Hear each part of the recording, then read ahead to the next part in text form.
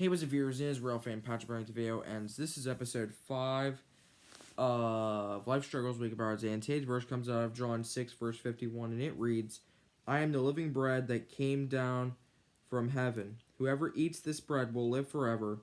This bread is my flesh, which I will give for the life of the world.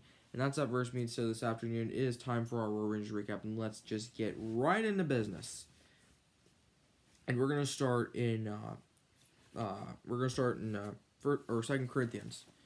And 2 Corinthians, we're gonna start with chapter. We're gonna start in chapter 4, and 2 Corinthians 4, verses 3 through 4. And here is what the verse says, and it reads: And even if our gospel is veiled, it is veiled to those who are perishing. The God of this age has blinded the minds of unbelievers, so that they cannot see the light of the gospel that displays the glory of Christ, who is the image of God. That's 2 Corinthians 4, verse 3 through 4. In 2 Corinthians, let's do 10. 2 Corinthians 10, verse 11. And here's what it reads. And it reads, such people should realize that what we are in...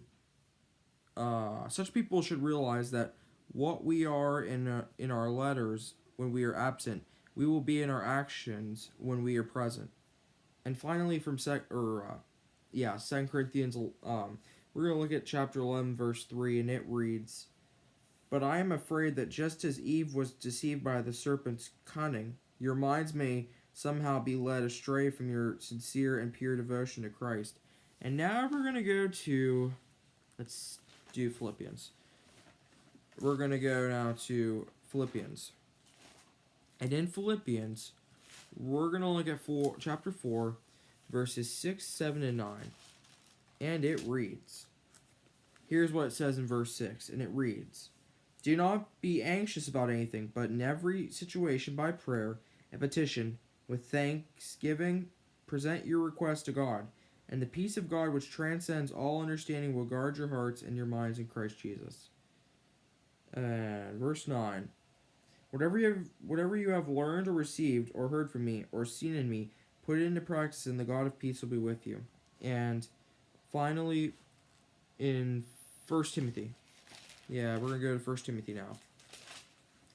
And in 1 Timothy chapter 4, verse 1.